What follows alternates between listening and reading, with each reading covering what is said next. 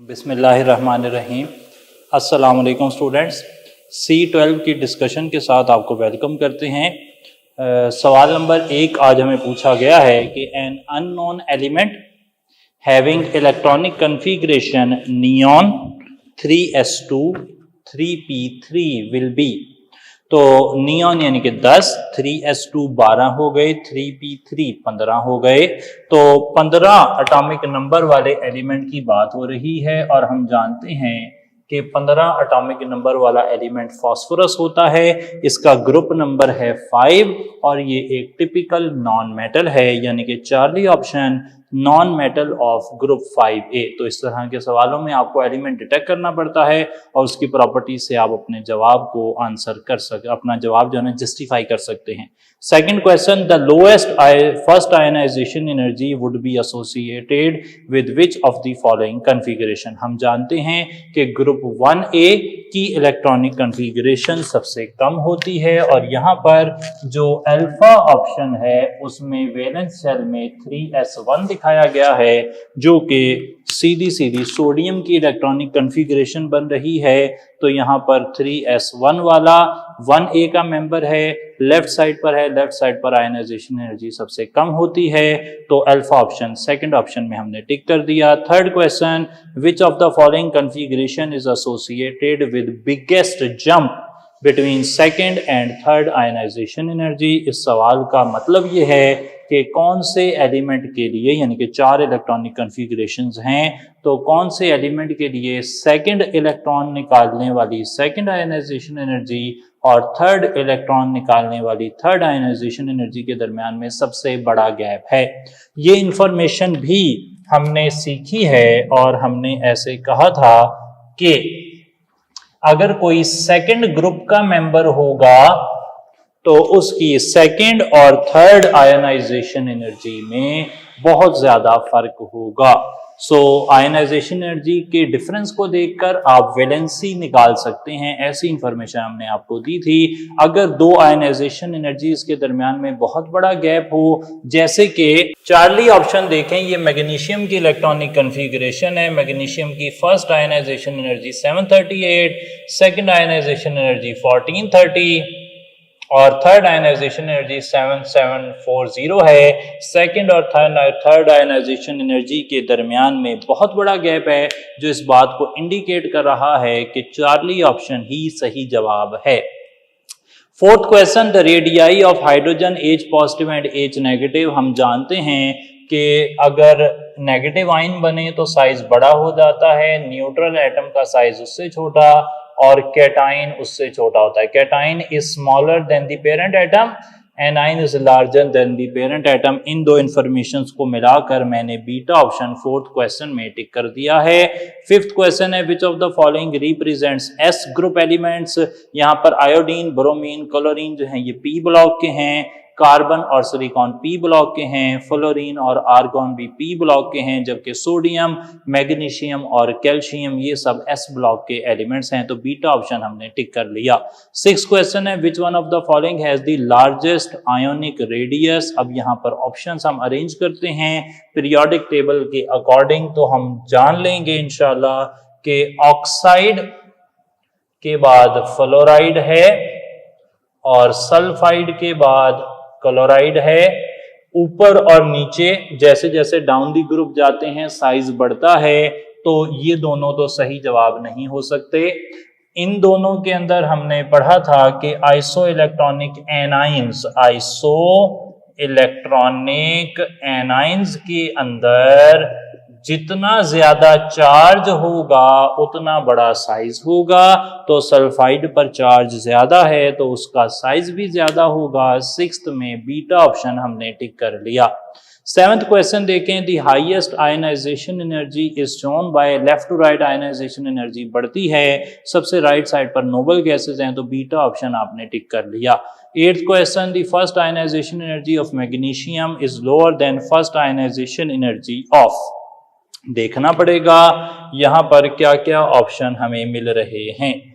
तो इधर एक ऑप्शन है बेरिलियम, एक मैग्नीशियम खुद, एक कैल्शियम है, इसके साथ यहाँ पर लिथियम आ रहा है, यहाँ पर सोडियम आ रहा है। सही हो गई जी बात। अब सवाल ये है कि इन सब डेटा में 5 एलिमेंट आ गए, एक मैग्नीशियम आ गया, और सवाल ये है कि इसकी आयनाइजेशन एनर्जी किससे लोअर है। पहली बात तो ये हो गई कि left to right ionization energy increase करती है, तो मैग्नीशियम की आयनाइजेशन एनर्जी लिथियम और सोडियम से तो ज्यादा ही होगी। दूसरी बात आ गई, top to bottom ionization energy decrease करती है, इसलिए बेरिलियम की भी मैग्नीशियम से ज्यादा हो गई। तो बचा कौन? कैल्शियम बचा। कैल्शियम की आयनाइजेशन एनर्जी जो है वो लोअर है। बोलिए, सवाल तो ये पूछा हुआ है कि किसकी आयनाइजेशन एनर्जी, मैग्नीशियम की आयनाइजेशन एनर्जी किसकी फर्स्ट आयनाइजेशन एनर्जी से लोअर है।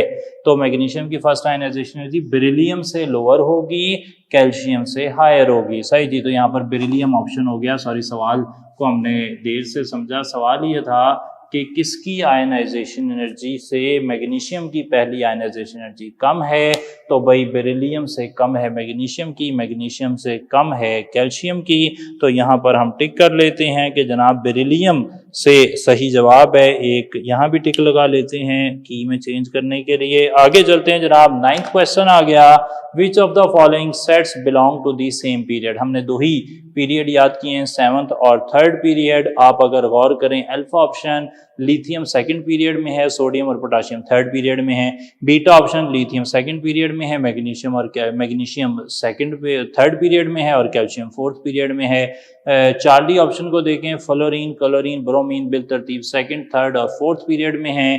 डेल्टा ऑप्शन देखें, aluminium 3rd period, sulphur 3rd period, argon 3rd period. तो आप एल्यूमिनियम, सल्फर और आर्गॉन को 3rd पीरियड में लोकेट कर सकते हैं, जबकि बाकी सबको एक ही पीरियड में लोकेट नहीं किया जा सकता। डेल्टा ऑप्शन 9th क्वेश्चन में हमने टिक कर दिया। 10th question, the ionization energy of nitrogen is more than that of oxygen because of. ये सवाल जो है ना बड़ा फेमस सवाल है। यहाँ पर P जो उसकी हाफ, ये है ना exactly half filled P nitrogen के अंदर, ये एक्स्ट्रा स्टेबिलिटी देता है, जो कि बीटा ऑप्शन में दिखाई गई है। दी extra stability of the half filled P orbitals की वजह से P का इलेक्ट्रॉन निकालना नाइट्रोजन में से मुश्किल होता है as compare to oxygen. 11th question है, which element T, X, Y and Z has the most metallic character. हमने ये सीखा हुआ है कि जो मेटेलिक कैरेक्टर होता है, 11th क्वेश्चन की अगर मैं बात करूं तो आयोनाइजेशन एनर्जी जितनी कम होगी उतना मेटेलिक कैरेक्टर ज्यादा होगा, यानी कि पहले और दूसरे ग्रुप के एलिमेंट्स जिनकी आयनाइजेशन एनर्जी कम होती है उनका मेटेलिक कैरेक्टर ज्यादा होगा। तो यहाँ पर चार्ली ऑप्शन सीधा सीधा पोटाशियम की इलेक्ट्रॉनिक कन्फिगरेशन बन रही है, जो कि एक अल्कली मेटल है और अल्कली मेटल्स की आयनाइजेशन एनर्जी बहुत कम होती है, तो इसलिए उनमें मेटेलिक कैरेक्टर सबसे ज्यादा होता है। 11 में हमने चार्ली ऑप्शन टिक कर लिया। आपको भी उम्मीद है यही लगा होगा, क्योंकि अल्फा, बीटा और डेल्टा टिपिकल नॉन मेटल्स की इलेक्ट्रॉनिक कन्फिगरेशन शो कर रही हैं। 12th क्वेश्चन आ गया, from top to bottom which of the following is correct. Top to bottom आप आते हैं तो साइज बढ़ता है, साइज बढ़ता है तो शील्डिंग इफेक्ट बढ़ता है। देख लें जरा 12th क्वेश्चन की अगर हम बात करें तो 12th क्वेश्चन में top to bottom number of shells बढ़ते हैं। नंबर ऑफ शेल्स बढ़ेंगे तो उनकी वजह से होने वाला शील्डिंग इफेक्ट भी बढ़ेगा, और शील्डिंग इफेक्ट के साथ साथ जब एटॉमिक नंबर बढ़ रहा है तो न्यूक्लियर चार्ज भी बढ़ेगा। तो ये सब चीजें ही बढ़ रही होती हैं। 12 में हमने डेल्टा ऑप्शन टिक कर लिया। 13 देखें, विच of the following is not a periodic property. Periodic property का मतलब है जिसका ग्रुप और पीरियड में ना एक रेगुलर ट्रेंड हो। तो मेल्टिंग पॉइंट ऑफ एलिमेंट्स एक पैटर्न है उसका, बॉइलिंग पॉइंट का भी पैटर्न हमने पढ़ा, आयनाइजेशन एनर्जी का भी पढ़ा, लेकिन कोऑर्डिनेशन नंबर ऑफ आयंस का हमने कोई ट्रेंड नहीं पढ़ा हुआ। हमने कभी नहीं पढ़ा कि जो कोऑर्डिनेशन नंबर है वो कोई पीरियोडिक प्रॉपर्टी है। तो 13 में हमने डेल्टा ऑप्शन टिक कर लिया। अगर आगे चलते हैं, in which group melting and boiling point decrease down the group. ये हमने सीखा हुआ है। हमने कहा था कि मेल्टिंग और बॉइलिंग पॉइंट का जो मेटल्स का ट्रेंड है ना, यानी कि 1A और 2A का, वो नीचे की तरफ मेल्टिंग बॉइलिंग पॉइंट डिक्रीज होते हैं क्योंकि पैकिंग लूज होती है, जबकि नॉन मेटल्स 7th ग्रुप वाले उनकी down the group melting boiling point increase होते हैं क्योंकि उनकी पोलराइजेबिलिटी बढ़ती है और उससे लंडन फोर्सेस बढ़ती हैं। 14 में हमने अल्फा ऑप्शन टिक कर लिया। 15 in third period which of the following has maximum electrical conductivity. Electrical conductivity depend कर रही है फ्री इलेक्ट्रॉन्स पर, और अगर आप सोडियम, मैग्नीशियम और एल्यूमिनियम को कंपेयर करना चाह रहे हैं, साथ आपके पास सिलिकॉन है, तो ये तीन ना मेटल्स हैं। मेटल्स के अंदर इलेक्ट्रिकल कंडक्टिविटी बड़ी तेजी से बढ़ती है नंबर ऑफ इलेक्ट्रॉन्स की वजह से। सिलिकॉन मेटलॉइड है तो इसकी इलेक्ट्रिकल कंडक्टिविटी ज्यादा नहीं होगी। अलबत्ता एल्यूमिनियम तक, ये प्योर मेटल्स हैं तीनों, तो इनमें कंडक्टिविटी बढ़ते बढ़ते एल्यूमिनियम पर ज्यादा हो जाएगी। तो बीटा ऑप्शन एल्यूमिनियम, इसकी कंडक्टिविटी बड़ी ज्यादा है। 16 देखें, in a group of periodic table which of the following entity will be the same. एक ग्रुप के अंदर कौन सी चीज सेम रहती है? क्या एक ग्रुप में नंबर ऑफ इलेक्ट्रॉन सेम रहते हैं? नहीं जी। आप हाइड्रोजन एक ग्रुप बना लेते हैं। चलें हम 16 के अंदर, हाइड्रोजन एटॉमिक नंबर 1 यानी कि 1 इलेक्ट्रॉन है, लिथियम में 3 है, सोडियम में 11 हैं। तो नंबर ऑफ इलेक्ट्रॉन तो चेंज हो रहे हैं, एटॉमिक नंबर भी चेंज हो रहा है, और इलेक्ट्रॉनिक कन्फिगरेशन भी डेफिनेटली चेंज हो रही है। ये 1s1 है, ये 2s1 है, ये 3s1 है। तो अल्फा, चार्ली और डेल्टा तो चेंज हो रहे हैं, लेकिन beta number of valence electron same है। जैसा कि मैंने कहा, इसकी वैलेंस इलेक्ट्रॉनिक कन्फिगरेशन s1, इसकी भी s1, इसकी भी s1। तो एक ग्रुप में एलिमेंट्स के number of valence electron same रहते हैं। 16 में हमने बीटा ऑप्शन टिक कर दिया। 17 second period of periodic table consists of, second period में 8 एलिमेंट है, चार्ली ऑप्शन याद किया होगा आपने। 18 silicon dioxide is a solid but carbon dioxide is a gas because. अच्छा, सिलिकॉन डाइऑक्साइड, ये सवाल का ओरिजिन क्या है? ओरिजिन है ऑक्साइड्स। ऑक्साइड्स में एक कार्बन का ऑक्साइड है, एक सिलिकॉन का ऑक्साइड है। होता ये है, याद रख लें कि कार्बन एक स्मॉल ट्राई एटॉमिक मॉलिक्यूल है, जबकि सिलिकॉन जो है ना, ये एक 3 डायमेंशनल लैटिस होती है। इस वजह से इसके मेल्टिंग बॉइलिंग पॉइंट ज्यादा हो जाते हैं और वो सॉलिड हो जाता है। तो अल्फा ऑप्शन देखें, silicon dioxide exists as 3 dimensional giant molecule. तो यही वजह है, सिलिकॉन डाइऑक्साइड एक जाइंट मॉलिक्यूल होता है, इसलिए वो सॉलिड हो जाता है, जबकि कार्बन डाइऑक्साइड गैस ही रहती है। तो 18 में हमने अल्फा ऑप्शन टिक कर दिया। 19 देखें, ड्राई आइस। ड्राई आइस, अगर कार्बन डाइऑक्साइड सॉलिड हो जाए उसे ड्राई आइस कहते हैं, और यह हमने पढ़ा हुआ है मॉलिक्यूलर सॉलिड्स में। तो charlie option solid carbon dioxide tick कर दिया। 20th question, a gas which burns with blue flame, delta option CO। याद रख लें, कोई इसका बैकग्राउंड नहीं है, वैसे ही याद करना पड़ेगा, delta option CO। 21 which statement is correct about the element with atomic number 16। 16 atomic number वाला मैं जरा लिख लेता हूं पहले। 16 एटॉमिक नंबर बनता है सल्फर का, सल्फर 16। अच्छा, अल्फा ऑप्शन देखें, sulphur is a non metal. जी हाँ, सल्फर नॉन मेटल होती है। दूसरा, it is a member of group 4A। जी नहीं, ये तो 6A का मेंबर है। तीसरा देखें, इट हैज 2 अनपेयर्ड इलेक्ट्रॉन। जी हाँ, इसकी इलेक्ट्रॉनिक कन्फिगरेशन है 3s2, 3px2, 3py1, 3pz1। तो इसके y और z में एक अनपेयर्ड इलेक्ट्रॉन, यानी कि टोटल 2 अनपेयर्ड इलेक्ट्रॉन हो गए। तो पहली और तीसरी बात सही है, दूसरी बात गलत है। तो अल्फा ऑप्शन टिक कर लें 1 और 3। जी, तो 22nd क्वेश्चन पर बात चल रही थी, which one of the following does not react with steam. तो हमने किताब में जब हमने ये टॉपिक किया था तो सीखा था कि बेरिलियम जो है वो स्टीम के साथ भी रिएक्ट नहीं करती, जबकि मैग्नीशियम ऑक्साइड बनाता है, और बाकी सब जो हैं वो हाइड्रोक्साइड बना देते हैं। 23rd क्वेश्चन आ गया, the electronic configuration of metal is 1s2, 2s2, 2p6, 3s2, the formula of its oxide. जाहिर बात है 3s2 है तो ये मैग्नीशियम की बात हो रही है, और मैग्नीशियम का ऑक्साइड होता है MgO। तो क्वेश्चन नंबर 23 में हमारा जवाब होना चाहिए MO या MgO। आगे चलते हैं। 24, which of the following will remain constant along period. Left to right जाते हैं, अगर आप 24 क्वेश्चन में देखें, लेफ्ट टू राइट जाते हैं तो एटॉमिक साइज वो तो डिक्रीज होता है। आगे चलते हैं, एटॉमिक नंबर वो इंक्रीज होता है, चार्ली ऑप्शन की बात कर रहा हूं, और आयनाइजेशन एनर्जी वो भी डिक्रीज होती है, जबकि बीटा जो है एटॉमिक शेल नंबर वो सेम रहता है। एक पीरियड में शेल्स की तादाद सेम रहती है, दूसरे पीरियड में 2 शेल हैं, तीसरे पीरियड में 3 शेल हैं, वगैरह वगैरह। तो 24 में हमने बीटा टिक कर दिया। 25 चेक कर लें, which one of the following is the correct order of bond energies of halogen molecules.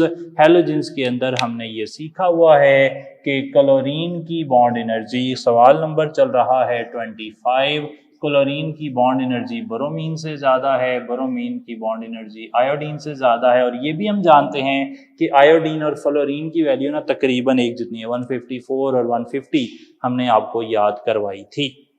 तो बीटा ऑप्शन फिलहाल यहाँ पर सही है। 26 मेल्टिंग पॉइंट ऑफ हेलोजेंस बिल्कुल ऑपोजिट हैं मेटल्स से। मेटल्स के मेल्टिंग पॉइंट नीचे की तरफ कम होते हैं, जबकि हेलोजेंस की अभी थोड़ी देर पहले मैंने बताया कि डाउन दी ग्रुप जाते हुए इंक्रीज होते हैं, क्योंकि उनके अंदर फोर्सेस ऑफ अट्रैक्शन बन जाती हैं, लंडन फोर्सेस बढ़ रही होती हैं, पोलराइज एबिलिटी बढ़ रही होती है। चार्ली ऑप्शन टिक कर लें। 27 in which of the following atomic radii of elements decrease by increasing atomic number. Alpha option alkali metals एक ही ग्रुप में है, ग्रुप में ऊपर से नीचे एटॉमिक रेडियस बढ़ता है। Beta option alkaline earth metals एक ही ग्रुप में है, ऊपर से नीचे एटॉमिक नंबर बढ़ेगा तो एटॉमिक रेडियस भी बढ़ेगा। डेल्टा ऑप्शन हेलोजेंस वो भी एक ही ग्रुप में है, तो ऊपर से नीचे एटॉमिक रेडियस बढ़ेगा। जबकि Charlie option lithium to neon 27th question में लिथियम से नियॉन वो एक ही पीरियड में है और एक ही पीरियड में एटॉमिक रेडियस डिक्रीज करता है, जबकि एटॉमिक नंबर बढ़ रहा होता है। Lithium atomic number 3,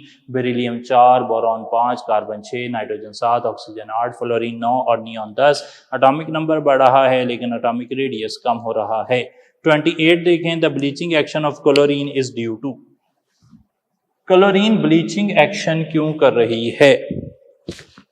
chlorine bleaching action कर रही है इस वजह से कि क्लोरीन मॉइस्चर में हल हो जाती है और हल होकर HCl और HOCl बनाती है, और ये HOCl बाद में ब्लीचिंग एक्शन करवाता है। तो मॉइस्चर सही जवाब है जी, मॉइस्चर होगा तो ब्लीचिंग एक्शन आएगा क्लोरीन का।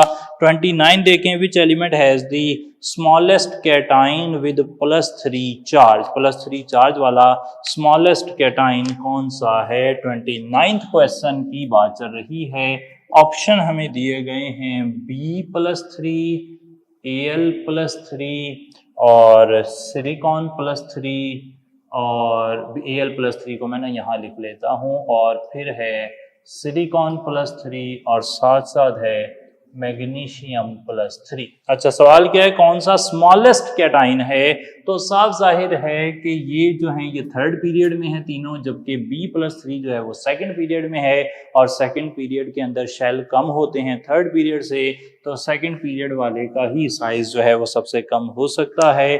थर्ड पीरियड वालों का साइज चाहे वो +3 फॉर्म में हो और सेकंड पीरियड वाले भी +3 फॉर्म में हो, तो सेकंड पीरियड का साइज और कम होता जाएगा। तो अल्फा ऑप्शन B+3 हमने टिक कर दिया।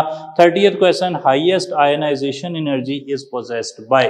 तो 30th क्वेश्चन यहाँ पर लिख लेते हैं, उसके बाद फिर इसे मिटा देंगे सारे हिस्से को। 30th क्वेश्चन में हमें पूछता है लिथियम, बेरिलियम, बोरॉन और नाइट्रोजन। लिथियम, बेरिलियम, बोरॉन और सोडियम, इनमें से किसकी आयनाइजेशन एनर्जी मैक्सिमम है? ऊपर से नीचे आयनाइजेशन एनर्जी कम होती है, इसलिए सोडियम सही जवाब नहीं हो सकता। Left to right ionization energy बढ़ती है, लेकिन बेरिलियम जो है उसमें S2 है, सेकंड ग्रुप का है, तो इसमें एक्सेप्शनल बिहेवियर था, इसकी आयनाइजेशन एनर्जी थर्ड वाले से ज्यादा होती है, तो इसलिए बेरिलियम यहाँ पर सही जवाब होगा। नेचर ऑफ ऑर्बिटल की वजह से बेरिलियम की आयनाइजेशन एनर्जी ज्यादा हो गई, और 30th क्वेश्चन में हमने बीटा ऑप्शन टिक कर दिया जिसका नाम है बेरिलियम। 31 से आगे सवाल करते हैं, लेकिन पहले इस हिस्से को क्लियर करते हैं। 31st क्वेश्चन देखते हैं जी। Which halogen has pale yellow colour? Alpha option fluorine, आपको याद ही रखना पड़ेगा, देखा भी हुआ है हमने वैसे इसे जब पढ़ा था। 32nd क्वेश्चन देखें। Solution of which oxide will turn blue litmus red, यानी कि इसका मतलब है कि इनमें से कौन सा ऑक्साइड एसिडिक है? तो ऑप्शंस में अल्फा, बीटा और डेल्टा देखें। सोडियम ऑक्साइड मेटल ऑक्साइड है, बेसिक होगा। मैग्नीशियम ऑक्साइड मेटल ऑक्साइड है, बेसिक होगा। पोटाशियम ऑक्साइड मेटल ऑक्साइड है, बेसिक होगा। तो चार्ली ऑप्शन फास्फोरस पेंटा ऑक्साइड वो नॉन मेटल ऑक्साइड और वो एसिडिक होगा। एसिडिक ऑक्साइड ही ब्लू लिटमस को रेड करते हैं। चार्ली ऑप्शन आपने टिक कर लेना है। 33rd question. Greater the number of oxygen attach to a metal atom. तो इसको जरा समझ लेते हैं। 33rd वाला, 33rd में आप जो ऑप्शन लिख रहे हैं वो है MnO, Mn2O3, MnO2, Mn2O7। आप गौर करें यहाँ पर ऑक्सीजन की मिकदार जो मेटल एटम के साथ जुड़ी हुई है वो आहिस्ता आहिस्ता बढ़ रही है। यहाँ पे एक मेटल के साथ एक ऑक्सीजन लगा हुआ है, यहाँ 1 और 1.5 की रेशो आ रही है, यहाँ 1 और 2 की रेशो आ रही है, यहाँ 1 और 3.5 की रेशो आ रही है। यानी कि ऑक्सीजन आहिस्ता आहिस्ता ज्यादा हो रहा है। ऑक्सीजन के ज्यादा होने से मैंगनीज पर चार्ज देखें, यहाँ +2 है, यहाँ पर ये बन जाता है +3, यहाँ पर बन जाता है +4 और यहाँ पे बन जाता है +7। तो मैंगनीज पर ऑक्सीडेशन नंबर बढ़ रहा है। तो अल्फा ऑप्शन में क्या लिखा है, लोअर इट्स ऑक्सीडेशन नंबर, तो ये गलत है। जैसे जैसे ऑक्सीजन बढ़ेगी मेटल पर ऑक्सीडेशन नंबर भी बढ़ेगा। दूसरा देखें, हायर इन बेसिक कैरेक्टर, तो बेसिक कैरेक्टर बढ़ेगा क्या ऑक्सीजन बढ़ने से, ऐसा नहीं है। हमने पढ़ा था ऑक्साइड्स के अंदर कि अगर सेम मेटल ऑक्सीजन से अलग अलग तरह के ऑक्साइड बनाए तो जैसे जैसे ऑक्सीजन बढ़ेगी, जैसे जैसे ऑक्सीडेशन नंबर बढ़ेगा, वैसे वैसे एसिडिक कैरेक्टर ऑफ ऑक्साइड बढ़ता है, जो कि डेल्टा ऑप्शन में लिखा हुआ है, higher the acidic character of oxide. तो 33 में हमने डेल्टा ऑप्शन टिक कर दिया। 34 देखें, keeping in view the ionization energy which order is correct one. आप देख लें 34 में अल्फा ऑप्शन अगर हम देखते हैं तो रुबेडियम और सीजियम, सीजियम नीचे है तो इसकी आयनाइजेशन एनर्जी कम होनी चाहिए। अगर हम बात करें सोडियम और मैग्नीशियम की, तो मैग्नीशियम राइट साइड पर है, उसकी आयनाइजेशन एनर्जी ज़्यादा होनी चाहिए। और अगर हम बात करते हैं बेरिलियम और बोरॉन की, तो बेरिलियम की बोरॉन से ज़्यादा होगी, क्योंकि इसमें S में से इलेक्ट्रॉन निकालना है, अभी थोड़ी देर पहले बात हुई थी, और बोरॉन में P में से इलेक्ट्रॉन निकालना है। तो अल्फा, बीटा और डेल्टा तो गलत लिखे हुए हैं। आयनाइजेशन एनर्जी यहाँ पर रुबेडियम की ज़्यादा थी, यहाँ मैग्नीशियम की ज़्यादा थी, यहाँ बेरिलियम की ज़्यादा थी। जबकि अगर हम बात करते हैं चार्ली ऑप्शन की, तो वो सही लग रहा है। नाइट्रोजन में P हाफ फिल्ड है, इसलिए नाइट्रोजन की आयनाइजेशन एनर्जी ऑक्सीजन से ज़्यादा हो जाती है। और 34 में चार्ली ऑप्शन हम टिक कर देंगे, which is the right one with respect to ionization energy. 35, in which of the following pair both the elements are in the same group, same group ऊपर से नीचे सेम। बोरॉन और beryllium जी, beryllium second group का है, boron third group का है। Charlie option देख लें, मैग्नीशियम सेकंड ग्रुप का है, एल्यूमिनियम थर्ड ग्रुप का है। डेल्टा ऑप्शन देख लें, गैलियम थर्ड ग्रुप का है, हीलियम 8th ग्रुप का है। जबकि बीटा ऑप्शन नाइट्रोजन भी 5th ग्रुप में है और फास्फोरस भी 5th ग्रुप में है। तो 35 में हमने बीटा टिक कर दिया। 36, ionization energy of calcium, calcium के हवाले से बात कर लेते हैं। कैल्शियम की आयनाइजेशन एनर्जी की बात की गई है और उसे वो कहता है कि ये बेरियम से कम है। ऐसा नहीं हो सकता, नीचे की तरफ आयनाइजेशन एनर्जी कम होती है तो बेरियम की कम होनी चाहिए। दूसरा बीटा ऑप्शन है, lower than that of magnesium, magnesium से कम है। ये बात सही हो सकती है क्योंकि मैग्नीशियम ऊपर है, उसकी आयनाइजेशन एनर्जी ज़्यादा होगी, कैल्शियम नीचे है, उसकी आयनाइजेशन एनर्जी कम होगी। तो बीटा सही हो सकता है जी। चार्ली देख लें, हायर देन बेरिलियम ऐसे नहीं हो सकता क्योंकि जो ऊपर वाला होता है उसकी आयनाइजेशन एनर्जी ज़्यादा होती है। लोअर देन स्ट्रॉन्शियम ये भी नहीं हो सकता क्योंकि कैल्शियम खुद ऊपर है तो उसकी स्ट्रॉन्शियम से ज़्यादा होगी वैल्यू। तो यहाँ पे मैग्नीशियम से कम है कैल्शियम की वैल्यू, यही ऑप्शन सही लग रहा है, बीटा ऑप्शन। 36 में हमने टिक कर दिया। 37, विच of the following sets has coinage metals, तो कॉइनेज मेटल कहते हैं कॉपर सिल्वर गोल्ड को, वो कहाँ नजर आ रहे हैं, बीटा ऑप्शन में, कॉपर सिल्वर और gold. 38, an element of atomic number 21, atomic number 21 किसका है, 38 के अंदर वो है स्कैंडियम का, स्कैंडियम डी ब्लॉक का एलिमेंट होता है जी, बीटा ऑप्शन टिक कर दें। 39, choose the correct order of the size of chloride species, हमने अभी कहा कि एनाइन, थोड़ी देर पहले की बात है, एनाइन का साइज पेरेंट एटम से बड़ा और कैटाइन का साइज पेरेंट एटम से छोटा होता है। ये बिल्कुल हाइड्राइड, हाइड्रोजन और प्रोटॉन वाला सवाल है, अल्फा ऑप्शन यहाँ पे टिक कर देंगे। इस जैसा सवाल अभी थोड़ी देर पहले हमने देखा था, क्वेश्चन नंबर 4। तो 40 देख लें, one of the following species iso electronic with calcium +2 which is that. तो कैल्शियम +2, अगर हम 40 की बात करें, कैल्शियम +2 जो है इसका एटॉमिक नंबर होता है 20, यानी कि फिलहाल इसके पास 18 इलेक्ट्रॉन हैं। अगर आप बात करें सोडियम की, सोडियम का एटॉमिक नंबर है 11। मैग्नीशियम की बात करें, उस पर +2 चार्ज है, उसका एटॉमिक नंबर है 12, यानी इसके पास 10 इलेक्ट्रॉन होंगे। आर्गॉन की बात करें, आर्गॉन का एटॉमिक नंबर है 18, तो इसके पास 18 इलेक्ट्रॉन होंगे। ये देखें जनाब, आर्गॉन और कैल्शियम +2 ये दोनों के दोनों आइसो इलेक्ट्रॉनिक बन रहे हैं। आगे चलते हैं जी 41 by drinking chlorinated water there is a chance of development of nervous disorder. तो क्लोरीन मिला पानी पीने से आपको कैंसर हो सकता है ब्लैडर और रेक्टम का। डेल्टा ऑप्शन सही लग रहा है। ये disinfection of water by chlorine 16 chapter में आप पढ़ लेंगे तो वहां से हमें इंफॉर्मेशन मिल जाएगी। डेल्टा ऑप्शन हमने बीच में डाल देना है। 42nd देख लें, which element forms long chains alternating with oxygen. तो ये प्रॉपर्टी जो है वो सिलिकॉन की प्रॉपर्टी है 42nd के अंदर। 42nd में जो चेन है वो बनती है between silicon and oxygen. Alternating chain बनती हैं और काफ़ी लेंथी चेन बन सकती हैं जिसकी वजह से सिलिका सॉलिड भी हो जाता है। तो बीटा ऑप्शन यहाँ टिक कर दें। 43rd the element which is most abundant on earth crust. जमीन में ऑक्सीजन 46.6% है, सिलिकॉन 27.7% है और उसके बाद एल्यूमिनियम है शायद 13% और आयरन 8% के करीब है। तो ऑक्सीजन सबसे ज़्यादा है। चार्ली ऑप्शन टिक कर दें। 44 विच of the following is a neutral oxide. आप जानते हैं कि कार्बन डाइऑक्साइड जो है 44 क्वेश्चन की बात चल रही है। कार्बन डाइऑक्साइड पानी में हल होगा तो कार्बोनिक एसिड बन जाएगा। सिलिका हमने वैसे ही जो है सिलिका से ना सिलिसिक एसिड भी बन सकता है वैसे H2SiO3 और सल्फर डाइऑक्साइड से भी सल्फ्यूरिक एसिड बन सकता है। सही जनाब। तो लेकिन कार्बन मोनोऑक्साइड जो है वो एक न्यूट्रल ऑक्साइड है, उससे कुछ नहीं बन रहा। अल्फा ऑप्शन CO आप टिक कर देंगे। 45 which of the following is the most powerful oxidizing agent. Halogens में से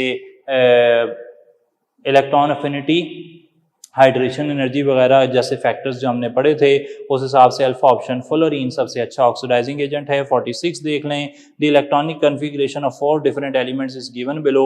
identify the element belong to 7A ग्रुप। 7A ग्रुप में होना चाहिए 3p5। तो डेल्टा ऑप्शन देखें, नियॉन यानी कि 10 electron, 3s2 12 electron, 3px2 3py2 3pz1 ये क्लोरीन की इलेक्ट्रॉनिक कन्फिगरेशन लिखी हुई है। डेल्टा ऑप्शन आपने टिक कर लिया। 47 विच of the following statement is incorrect about bleaching powder. Bleaching powder के बारे में क्या बात सही नहीं है। ये मिक्स साल्ट है। मिक्स साल्ट का क्या मतलब होता है जी, ये जरा समझ लें। 47 में कैल्शियम ऑक्सी क्लोराइड, इसमें Cl जो है और OCl दो डिफरेंट एनाइंस हैं। दो डिफरेंट एनाइंस जो दो डिफरेंट एसिड से आए हों उनसे अगर साल्ट बने तो उसे आप कहते हैं mix salt. Beta option it is an oxidizing agent, बिल्कुल सही बात है। चार्ली ऑप्शन इसमें अवेलेबल क्लोरीन 35 to 37 या 40% होती है, बिल्कुल सही बात है। Delta option it acts as reducing agent, जी नहीं। ब्लीचिंग पाउडर एक ऑक्सीडाइजिंग एजेंट है, वो एक रिड्यूसिंग एजेंट नहीं है। तो 47 में हमने डेल्टा ऑप्शन टिक कर देना है कि it is not an reducing agent, यानी कि it acts as reducing agent. This information is wrong. 48 which of the following element is used as an antiseptic. Antiseptic के तौर पर आप किसे इस्तेमाल कर रहे हैं? आपने जर्मीसाइड के तौर पर, डिसइंफेक्टेंट के तौर पर आपने क्लोरीन को इस्तेमाल किया है। तो क्लोरीन यहाँ पर सही जवाब हो सकता है। सही जी, क्लोरीन को आप देख लें कि वो सही जवाब है, वो एक एंटीसेप्टिक के तौर पर इस्तेमाल हो रही है। 48 में जी एंटीसेप्टिक से मुराद हम डिसइंफेक्टेंट ही ले रहे हैं, तो और कोई इन्फॉर्मेशन हमारी इसकी नहीं है। तो चार्ली ऑप्शन क्लोरीन को ही हम यहाँ पर सही मानकर चल रहे हैं। थोड़ा सा डाउट यहाँ पर क्रिएट होता है कि क्लोरीन और आयोडीन जो है इनमें एक प्रॉब्लम लगता है, क्योंकि आयोडीन से आयोडेक्स बन रही है, टिंक्चर ऑफ आयोडीन बन रही हैं, वो भी एंटीसेप्टिक होती हैं। तो एज एन एंटीसेप्टिक जो है वो आप क्लोरीन से एक फॉर्मुलेशन बनाते हैं, वो एंटीसेप्टिक के तौर पर इस्तेमाल होती है। आयोडीन से फॉर्मुलेशन बनाते हैं, वो एंटीसेप्टिक के तौर पर इस्तेमाल होती है। लेकिन फिलहाल हम यहाँ पे मोस्ट प्रोबेबल आंसर के तौर पर क्लोरीन को टिक कर रहे हैं। आगे चलते हैं जनाब। एक सवाल है 49 which is used in earthquake prediction. ये रेडॉन है, सही है, इंफॉर्मेशन है, याद करना चाहें तो कर लें। लास्ट टाइम ये सिलेबस में था, इस दफ़ा जो है वो नोबल गैसेस सिलेबस में इस तरह ऐसा शामिल नहीं है। 50th question, solid iodine forms iodine vapours upon heating. Solid iodine जो है वो आयोडीन वेपर बना देती है गर्म करने पर। Information that tells about the iodine in solid and vapour state is.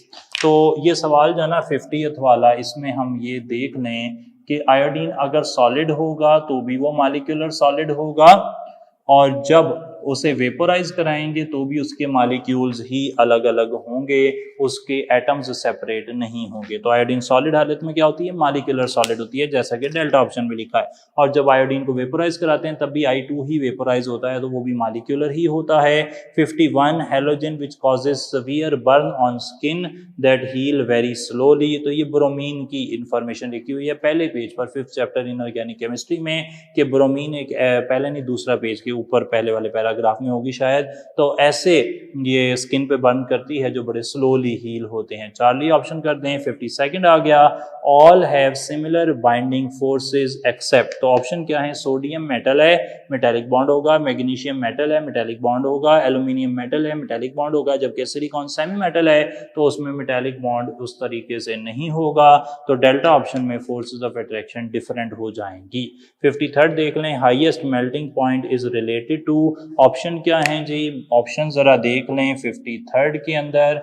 तो 53rd में मैग्नीशियम और फिर एल्यूमिनियम, फिर सिलिकॉन, फिर फास्फोरस। आपको याद हो कि 4th ग्रुप तक एक पीरियड में 4th ग्रुप तक मेल्टिंग और बॉइलिंग पॉइंट इंक्रीज कर रहे थे क्योंकि number of binding electrons increase कर रहे थे, और उसके बाद ये डिक्रीज करते थे सडनली, क्योंकि जो हायर मेंबर हैं उनके अंदर वीक फोर्सेस ऑफ अट्रैक्शन पाई जाती थी। तो 1 2 3 4 चौथे ग्रुप तक नंबर ऑफ बाइंडिंग इलेक्ट्रॉन बढ़ने की वजह से बढ़ते हैं मेल्टिंग बॉइलिंग पॉइंट। तो सबसे ज्यादा मेल्टिंग बॉइलिंग पॉइंट सिलिकॉन का आता है, और उसके बाद फास्फोरस में एक डिक्रीज आ जाता है।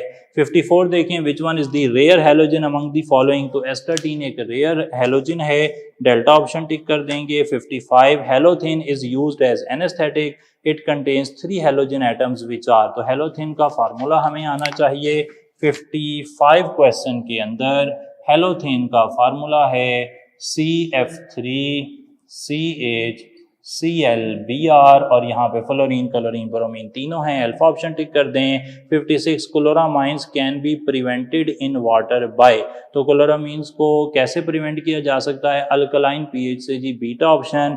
क्लोरामाइंस को अल्कलाइन पीएच से प्रिवेंट किया जा सकता है, ये भी disinfection of water by chlorine में ही लिखा हुआ है। 57 which one is the alternate to chlorine for disinfection of water. Charlie option ozone, again उसी टॉपिक की बात हो रही है। 58 क्लोरीनेशन ऑफ वाटर में be harmful if water contains. तो अगर पानी में अमोनिया होगी तो प्रॉब्लम हो जाएगी, क्योंकि अमोनिया क्लोरीन से रिएक्शन करके बना सकती है क्लोरामीन्स। क्लोरामीन्स क्या होती हैं वो मैंने बता दिया जी, अमोनिया और क्लोरीन के रिएक्शन से बनने वाले प्रोडक्ट। अल्फा ऑप्शन 58 में हमने टिक कर दिया। 59 to avoid the formation of toxic compounds with chlorine, which of the following is better use for the disinfection of water. तो अगर आप ओजोन इस्तेमाल नहीं करना चाह रहे तो फिर 59 में आप क्लोरीन डाइऑक्साइड भी इस्तेमाल कर सकते हैं, उससे भी काम बन जाएगा। और 60 in human liver which substance can cause cancer. तो alpha option chloroform, liver carcinogen के तौर पर हम क्लोरोफॉर्म को जानते हैं। तो ये सारे सवाल हमने अभी पढ़े। हम यहाँ पर उम्मीद है कि आपने इस टेस्ट में अच्छा परफॉर्म किया होगा। कोई परेशानी अगर किसी भी किस्म की हो तो आप डिस्कस कर लें जी। Thank you so much. अस्सलाम वालेकुम।